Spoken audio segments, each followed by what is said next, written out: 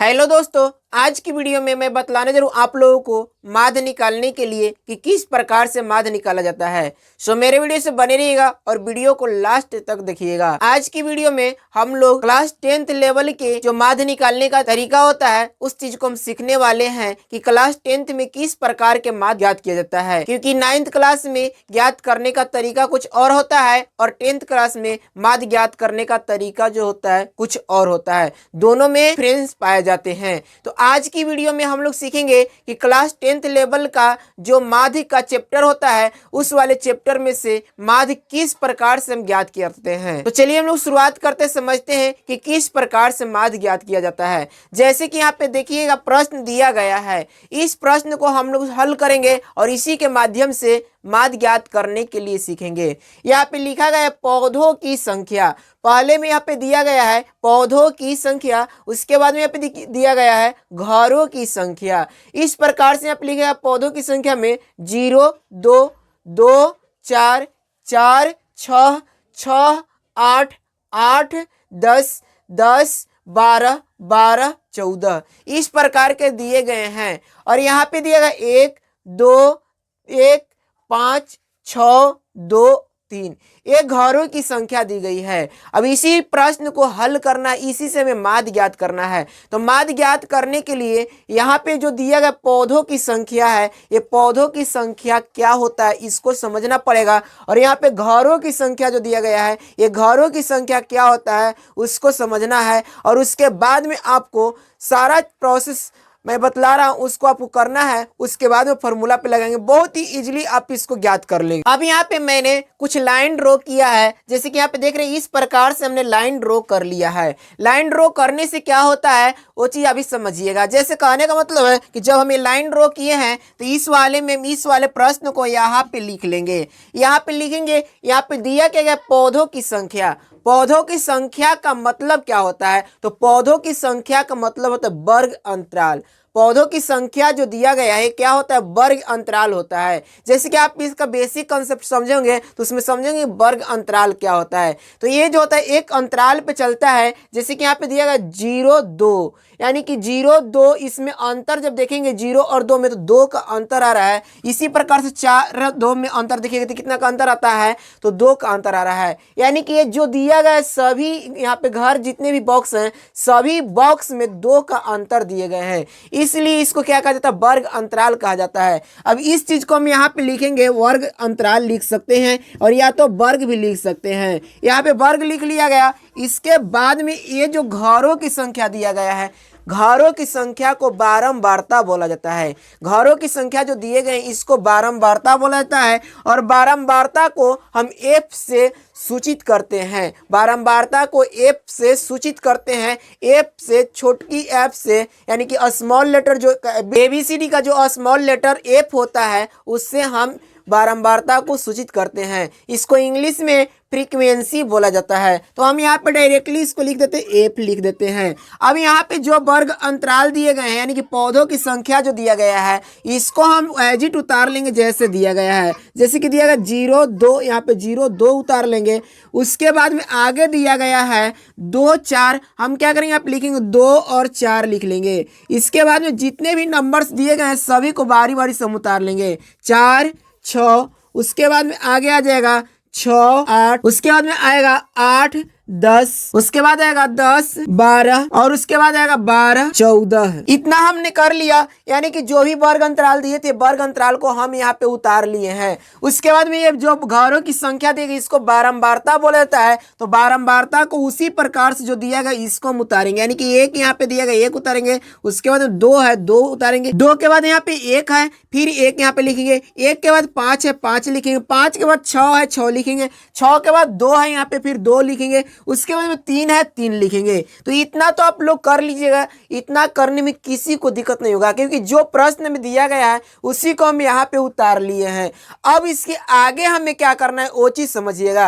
अब यहाँ पे ध्यान दीजिए, सबसे पहले हमें क्या निकालना पड़ता है, तो सबसे पहले हमें वर्ग चिन्ह निकालना है। वर्ग चिन्ह का मतलब क्या होता है, वर्ग चिन्ह का मतलब होता है कि इन दोनों को जोड़ करके 2 से भाग देना है।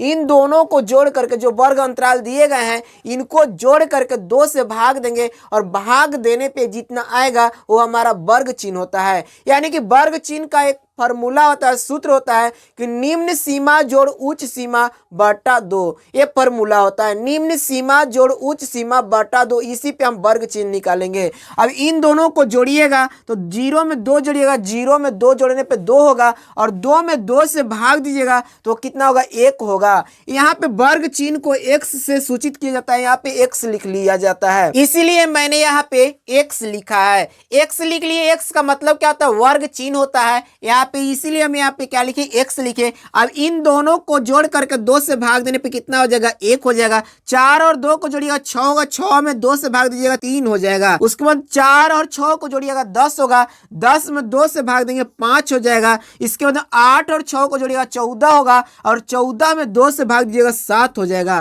फिर 10 और 8 को जोड़िएगा 18 हो जाएगा, 18 में अगर 2 से भाग देंगे तो 9 हो जाएगा। उसके बाद 12 और 10 को जोड़िएगा 22 होगा और 22 में 2 से हम भाग देंगे तो 11 हो जाएगा। उसी प्रकार से 12 और 14 को जोड़िएगा तो 12 और 14 को जोड़ने पे आपका 26 होगा और 26 में 2 से भाग देने पे कितना जाएगा, 13 हो जाएगा। तो इस प्रकार से हम क्या किए, वर्ग चिन्ह निकाल लिए। कैसे निकाला गया, तो इन दोनों को जोड़ करके 2 से भाग दिया गया है, इन दोनों को जोड़ करके 2 से भाग दिया गया है। सभी में उसी प्रकार से हम किए हैं। 0 में 2 जोड़े 2 आया और 2 में 2 से भाग दिए 1 हो गया। 2 में 4 को जोड़े और 2 में 4 को जोड़ने के बाद मुझे कितना मिला, 6 मिला। 6 में 2 से भाग दिए तो 3 आया, यहाँ पे 3 लिख लिए। उसी प्रकार से सभी को बारी बारी से जोड़ करके 2 से भाग दिए, वर्ग चिन्ह निकल गया। अब वर्ग चिन्ह निकालने के बाद हमें एक चीज और निकालना रहता है माध्य ज्ञात करने के लिए, वो होता है एफ एक्स, क्योंकि फॉर्मूला में आपको दिया गया रहेगा एफ एक्स दिया गया रहेगा। तो हम क्या करेंगे, एफ एक्स निकालेंगे। एफ एक्स का मतलब क्या होगा, तो एफ एक्स का मतलब होगा कि यहाँ पे बारंबारता को वर्ग चिन्ह में गुना करना है। बारंबारता को वर्ग चिन्ह में गुना करेंगे तो हमें एफ एक्स निकल जाएगा, इसलिए यहाँ पे हम लिखते हैं एफ गुणे एक्स लिख देते हैं और सभी को बारी बारी से हम गुना करके लिखेंगे। तो 1 में 1 से गुना करेंगे 1 हो जाएगा, 3 में 2 से गुना करेंगे 6 हो जाएगा, 5 में 1 से गुना करेंगे 5 हो जाएगा, 7 में 5 से गुना करेंगे 35 हो जाएगा, 7 5 35 होता है, यहाँ पे 35 हो गया। उसी प्रकार का 9 में 6 से गुना करेगा, 6 गुने 9, 9 6 को 54 होगा, 54 के यहाँ पे 54 लिख लेना है। इसके बाद में आगे दिया गया है 2 गुने 11, 2 गुने 11 का मतलब 22 होगा, यहाँ पे हम लिख लेंगे 22। इसके बाद में नीचे दिया गया 3 गुने 13 और 3 गुने 13 का मतलब 33 या 39 होते हैं, यहाँ पे क्या करेंगे 39 लिख लेंगे। तो इस प्रकार से हमने किया कि एफ एक्स निकाल लिए। तो इतना तो आपको क्लियर हो गया। अब क्या करना है, लास्ट में वो चीज ध्यान दीजिए, जैसे कि ये बारंबारता जो दिया गया है यानी कि एफ जो दिया गया है, यहाँ पे हम लिखेंगे इस प्रकार से सिंबल देंगे, इसको बोला जाता है सिग्मा। सिग्मा यहाँ पे देने का मतलब क्या हो जाएगा, ये जो एफ दिया गया है इसको अब टोटल करके लिखना है, यानी कि जोड़ करके लिखना है। जैसे कि इस प्रकार से चिन्ह दीजिएगा, इसको बोला था सिग्मा और सिग्मा यहाँ पे एफ लिखे इज इक्वल टू यहाँ पे कर लेंगे और सभी को हम जोड़ना स्टार्ट करेंगे। तो 1 और 2 3, 3 और 1 4 होगा, 4 5 9 हो जाएगा, 9 और 6 15, 15 2 17 होगा, 17 और 3 कितना होता है 20 होता है। यहाँ पे हम क्या करेंगे 20 लिख लेंगे। इसके बाद में अब क्या करना है, आपको एफ एक्स को जोड़ना है, यानी कि एफ एक्स इसको जोड़िएगा और इसको लिखा जाता है सिग्मा एफ एक्स। इस प्रकार से इसको जोड़ने के बाद जितना आएगा उतना आपको टोटल करना है, 162 हो जाएगा। ठीक है, इस प्रकार से इसको ऐड करने पे 162 हो गया। अब इतना करने के बाद आपको क्या करना है, सूत्र लगाना है माध्य बराबर। तो माध्य बराबर क्या होता है, माध्य बराबर होता है सिग्मा एफ एक्स बटा सिग्मा एफ, यही फॉर्मूला होता है। सिग्मा एफ एक्स कितना है 162 है, यहाँ पे 162 करिएगा। उसके बाद में सिग्मा एफ कितना है 20 है, 20 कर दीजिएगा। अब इनको भाग दीजिएगा, भाग देने के बाद जो भी भागफल आएगा वही इसका क्या हो जाएगा, माध्य हो जाएगा। तो 162 में हम भाग दे लेते हैं 20 से, यानी कि इसको भाग देने पे कितना आ गया 8.1 आ गया, 8.1 आ गया। तो इसका माध्य बराबर कितना हो जाएगा 8.1 हो गया। तो इस प्रकार से हम ऐसे प्रश्नों को हल करते हैं। यदि वीडियो अच्छा लगा है तो लाइक करिएगा, शेयर करिएगा और इसी प्रकार का वीडियो देखने के लिए मेरे चैनल को सब्सक्राइब करिएगा। Thanks for watching.